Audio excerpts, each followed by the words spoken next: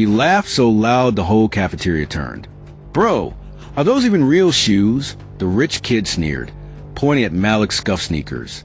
"Did Goodwill start sponsoring students now?" The whole room burst into laughter, but Malik didn't. He just looked down, calm, quiet, but his eyes said everything. The rich teen smirked, tossing his car keys in the air. "Tell you what, maybe when I'm done with my Tesla, I'll let you wash it."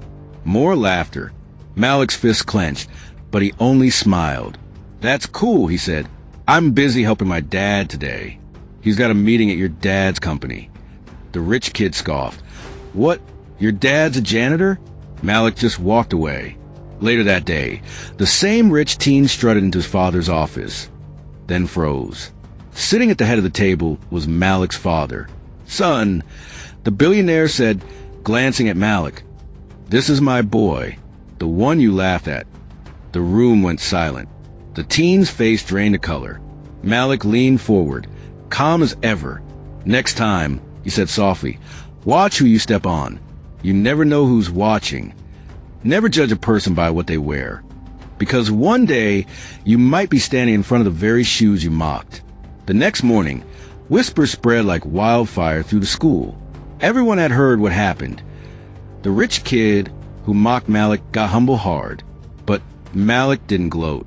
He showed up the same way he always did. Quiet, focused, wearing those same scuffed sneakers.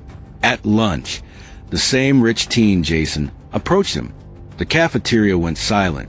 "Hey, Malik," he muttered, voice low. "I didn't know your dad was him." Malik didn't even look up. "Would it have mattered?" he asked. Jason froze. "I guess not," he admitted. "I was just being stupid." Malik finally looked him in the eye. "You weren't stupid," he said. "You were raised that way, but now you know better." Jason nodded slowly. "Yeah, I do." He reached into his bag and pulled out a brand new pair of sneakers. "Here, I don't deserve to give you anything, but I want to make it right." Malik smiled faintly. "Keep them," he said. "I like mine. They remind me who I am." As Malik walked off, the crowd watched in silence, respect growing where mockery once stood. Power isn't about money or names. It's about knowing your worth, even when the world laughs at your shoes. A week later, the school hosted its annual charity drive, sponsored by none other than Malik's father's foundation. Students gathered in the gym, surprised to see Malik standing on stage beside the principal. "This year," Malik announced, "we're collecting donations for underfunded schools, places that don't get the chances we do." The crowd listened, silent, humbled. Then, unexpectedly, Jason walked up beside him, holding the mic. His voice trembled. "I used to laugh at people who had less," he said. "But I realized it's easy to mock what you don't understand. Harder to help fix it." The gym erupted in applause. Malik smiled, not out of pride, but relief. Redemption was rare, but it was possible. After the event, Malik's father patted him on the shoulder. "Proud of you, son. You didn't just teach him a lesson. You gave him a chance to change." Malik nodded. "That's what real power is, Dad. Not revenge, but transformation. Because sometimes the loudest victory isn't proving them wrong. It's helping them grow right." Months passed, and something unexpected happened. Jason and Malik became friends. The same kid who once mocked Malik's shoes now sat beside him in study hall, learning from him, listening to him.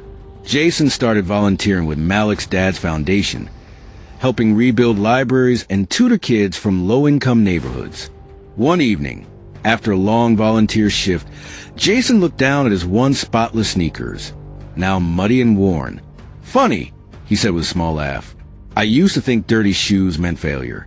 Malik grinned. "Nah, it means you've been walking in the right places."